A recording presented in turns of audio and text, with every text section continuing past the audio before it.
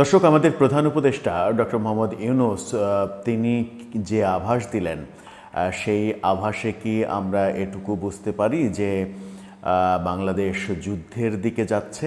বাংলাদেশ যুদ্ধের দিকে গেলে কার সঙ্গে যুদ্ধ করবে, কিংবা যুদ্ধটা আসলে কি? ডক্টর ইউনূস বললেন যুদ্ধের প্রস্তুতি নিতে হবে। সেই প্রস্তুতিটা কোন যুদ্ধের জন্য নেবেন? ভারত পাকিস্তান যুদ্ধাবস্থা বিরাজ করছে সেই যুদ্ধ, নাকি দেশের অভ্যন্তরেই এক ধরনের যুদ্ধাবস্থা বিরাজ করছে যেটা অনেক আগে তিনি বলেছিলেন? সেই যুদ্ধ, কোন যুদ্ধের কথা বললেন বিমান বাহিনীকে তিনি, সেটা একটা কনফিউজিং ব্যাপার। ডক্টর ইউনূস অসাধারণ কথা বলেন, কথাশিল্পীর মতো কথার মালা গাঁথতে পারেন, তার কথা শুনতে ইচ্ছা করে। অনেকটা শিশুর মতো করে অনর্গল তিনি মিষ্টি মিষ্টি করে কথা বলেন। কিন্তু দেশ চালানোর ব্যাপারে শিশুর মতো হলে যে চলে না, অনেকটা কৌশলে হতে হয়, অনেকটা কূটনৈতিক ঢঙে কথা বলতে হয়। সেটি তার ওই শিশুসুলভ কথার মাঝে পাওয়া যায় না। অনেক কথা অকপটে বলে ফেলেন, বলে ফেলার পরে হয়তো তিনি বিভিন্ন দিকে প্রতিক্রিয়া হওয়ার পরে বুঝে ওঠেন যে এই কথাটা অকপটে শিশুর মতো বলে ফেলাটা হয়তো ঠিক হয়নি, এখানে হয়তো আমার কৌশল অবলম্বন করা উচিত ছিল। তেমনই এক যুদ্ধের কথা বললেন এবার ডক্টর ইউনূস, কিন্তু কোন যুদ্ধের আভাস দিলেন তিনি, সেই আলোচনাটা করার চেষ্টা করব এই ভিডিওতে। থাকবেন পলিটিক্স টিভির নিয়মিত আয়োজনে।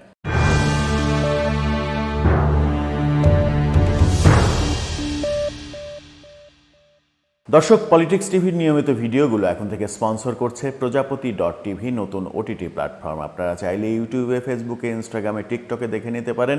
ডেসক্রিপশন বক্সে লিঙ্ক দেওয়া থাকবে, সেখান থেকেও আপনারা দেখে নিতে পারেন প্রজাপতির কার্যক্রম।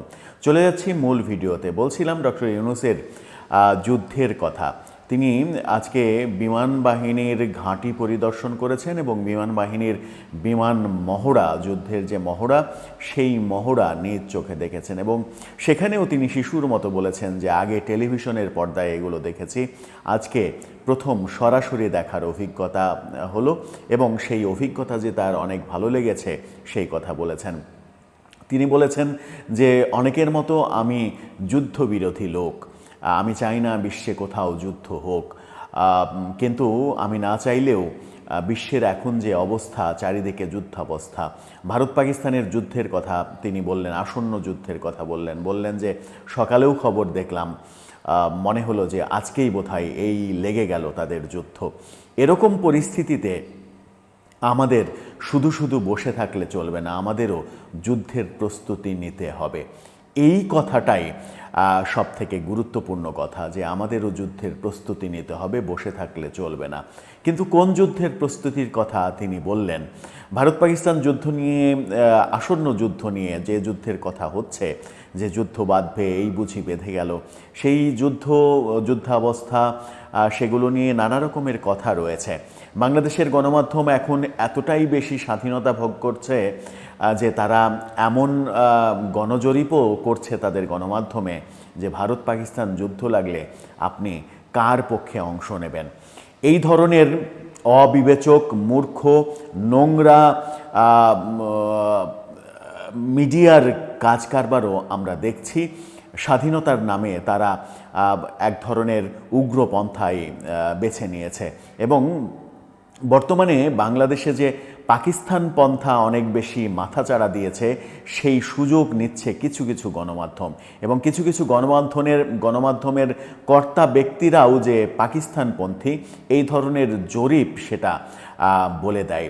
সেরকম পরিস্থিতিতে দেশ যখন মোটামুটি ভারত বিদ্বেষী একটা ভাগ, পাকিস্তানপন্থী তারা আবার ম্যাক্সিমামই, ভারত বিদ্বেষী যারা তারা ম্যাক্সিমামই আবার পাকিস্তানপন্থী, আবার ভারতপন্থী, এই দুই পন্থীতে যখন দেশ বিভক্ত, তখন সরকার কি কোনো একটা পক্ষে জড়িয়ে পড়বে যুদ্ধের সরাসরি কোনো একটা পক্ষকে সাপোর্ট করবে?